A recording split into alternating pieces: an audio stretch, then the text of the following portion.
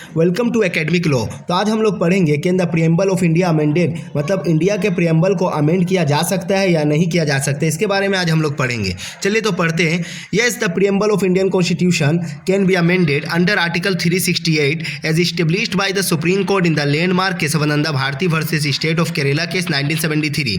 इसमें क्या बताया गया कि प्रियम्बल ऑफ इंडिया जो है वो कॉन्स्टिट्यूशन का एक अहम हिस्सा है और आर्टिकल 368 के जरिया उसको अमेंड किया जा सकता है, जिस तरह से केशवानंद भारती और स्टेट ऑफ केरला में सुप्रीम कोर्ट ने कहा था। इन दिस केस, इस केस में the court held that while the preamble is a part of the constitution and can be amended. इस केस में कहा गया था सुप्रीम कोर्ट के जरिया कि प्रियम्बल कॉन्स्टिट्यूशन का एक अहम हिस्सा है, एक अहम पार्ट है और उसे अमेंड किया जा सकता है। Any amendment must not alter the basic structure of the constitution. इन कोई सा भी अमेंडमेंट प्रियम्बल के बेसिक स्ट्रक्चर को अमेंड नहीं करेगा। बेसिक स्ट्रक्चर क्या क्या है? सॉवरेन है, सोशलिस्ट, सेकुलर है, डेमोक्रेटिक है, रिपब्लिक है, वो आगे हम लोग पढ़ेंगे। मतलब वो सब बेसिक स्ट्रक्चर को अमेंड नहीं किया जा सकता है। तो अब हम लोग पढ़ेंगे की पॉइंट्स इसका क्या क्या है। की पॉइंट्स है the preamble as a part of the constitution, मतलब प्रियम्बल क्या है? कॉन्स्टिट्यूशन का एक अहम पार्ट है, एक अहम हिस्सा है। The Kesavananda Bharati judgment affirm that the preamble is an integral part of the constitution. Kesavananda Bharati judgment में कहा गया था जो प्रियम्बल है वो कॉन्स्टिट्यूशन का एक अहम हिस्सा है। देयरफॉर इसलिए it can be amended like the other parts of the constitution. इसलिए जिस तरह से कॉन्स्टिट्यूशन के दूसरे पार्ट्स को अमेंड किया जा सकता है, इसी तरह प्रियम्बल को भी अमेंड किया जा सकता है, as long as it does not disturb the basic structure. लेकिन ये बात याद रखना है कि प्रियम्बल के बेसिक स्ट्रक्चर को कुछ नुकसान ना पहुँचे। अब दूसरा क्या है इसका की पॉइंट्स? दूसरा है बेसिक स्ट्रक्चर डोक्राइन।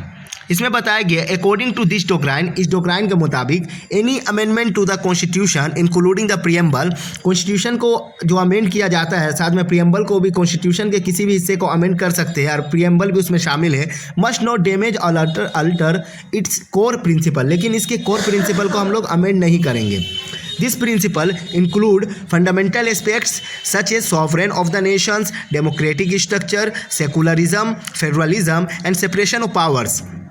अब क्या इस डोक्राइन क्या है, मतलब कौन से बेसिक स्ट्रक्चर है? तो पहला है सॉवरेन, यानी इंडिया अगर कोई फैसला लेता है, कोई डिसीजन लेगा तो दूसरे मुल्क से मतलब क्या पूछेगा नहीं, वो अपने सेल्फ डिपेंड है, वो सॉवरेन इंडिया। दूसरा है डेमोक्रेटिक स्ट्रक्चर, जिस तरह से हम लोग अपने रिप्रेजेंटेटिव को चुनते हैं, वोट देकर लाते हैं, तो ये क्या है? डेमोक्रेटिक कंट्री, इसलिए ये लोगों के पास पावर होता है कि वो अपने रिप्रेजेंटेटिव को चुने और वो पार्लियामेंट में भेजे। दूसरा है सेकुलरिज्म। तीसरा सेकुलरिज्म मतलब इंडिया का कोई अपना मज़हब नहीं है, कोई एक मज़हब इंडिया का नहीं है, लेकिन बहुत सारे मज़हब के लोग इंडिया में रहते हैं, तो सारे लोगों को इक्वल राइट्स है कि वो अपने मज़हब के जो परफॉर्म है, जैसे नमाज़ पढ़ सकते हैं, पूजा कर सकते हैं, जो अलग मज़हब के लोग हैं सब अपने मजहबी काम को कर सकते हैं। उसके बाद है federalism and the separation of powers, मतलब इंडिया में सेपरेशन ऑफ पावर से फेडरलिज्म में मतलब स्टेट गवर्नमेंट है और सेंट्रल गवर्नमेंट है, यानी स्टेट गवर्नमेंट और सेंट्रल गवर्नमेंट जो है वो अपने काम अलग अलग करेंगे। इसीलिए स्टेट में होता है सीएम और सेंट्रल में क्या होता है? Prime minister. मतलब सीएम जो है वो अपना स्टेट का काम करेगी और प्राइम मिनिस्टर अपना मतलब पूरे इंडिया लेवल पे काम करेंगे। हालांकि प्राइम मिनिस्टर के पास पावर ज़्यादा होता है, लेकिन यहाँ पे सेपरेशन ऑफ पावर है, दोनों अपना अपना काम करते हैं। तीसरा की पॉइंट्स क्या है? The 42nd amendment act 1976। इसमें क्या हुआ था? The only amendment to the preamble occurred during the 42nd amendment, which added the term socialist, secular and integrity of the preamble। इसमें बताया गया है प्रियम्बल एक ही बार अमेंड किया गया है 1976 में 42nd अमेंडमेंट के जरिए, जिसमें ऐड किया गया है, कुछ निकाला नहीं गया प्रियम्बल से। क्या ऐड किया गया है? सोशलिस्ट ऐड किया गया, सेकुलर एंड इंटेग्रिटी।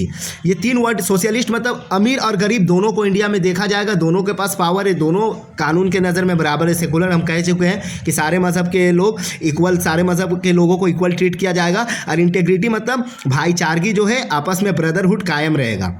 उसका this was upheld by the supreme court as valid as it was in the line with the constitution's basic structure and the enhance the objective outline in the preamble.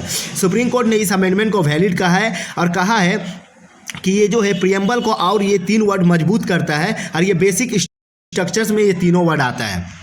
अब इसमें क्या condition और कुछ limitation भी है, मतलब कुछ limitation भी दिया गया है सुप्रीम कोर्ट के जरिए। बताया गया है कि while article 368 provide the parliament with the power to amendment and part of the constitution, बोला इंक्लूडिंग द प्रियम्बल। इसमें कहा गया आर्टिकल 368 68 के जरिए पार्लियामेंट को ये पावर दिया गया है कि वो अमेंड कर सकते हैं कॉन्स्टिट्यूशन के किसी भी पार्ट्स को, उसमें प्रीएम्बल भी शामिल है। The amendment must adhere to the basic structure doctrine, लेकिन जो अमेंडमेंट होगा वो बेसिक स्ट्रक्चर के मातहत होगा, मतलब बेसिक स्ट्रक्चर को वो टच नहीं करेगा। बेसिक स्ट्रक्चर हम पहले भी कह चुके हैं क्या क्या है, sovereign, socialist, secular, democratic and Republic. ये 5-6 वर्ड जो है बेसिक स्ट्रक्चर जो भी है उसको हम लोग टच नहीं कर सकते हैं और अमेंड नहीं कर सकते हैं। इसके बाद this doctrine restricts the external of amendments ensuring that fundamental identities and essential framework of the constitution remain intact। तो ये डॉक्ट्राइन क्या करता है, रोकता है किसी भी मतलब फंडामेंटल राइट्स को वायलेशन को रोकता है, फंडामेंटल राइट्स को अपने मुल्क के डेमोक्रेटिक स्ट्रक्चर है उसको डैमेज करने से रोकता है। तो मैं उम्मीद करता हूँ आप लोग को ये पार्लियामेंट, ये इंडियन अमेंडमेंट, इंडिया के कॉन्स्टिट्यूशन को अमेंड किया जा सकते हैं नहीं किया जा सकता है, आपको समझ में आया होगा। और वीडियो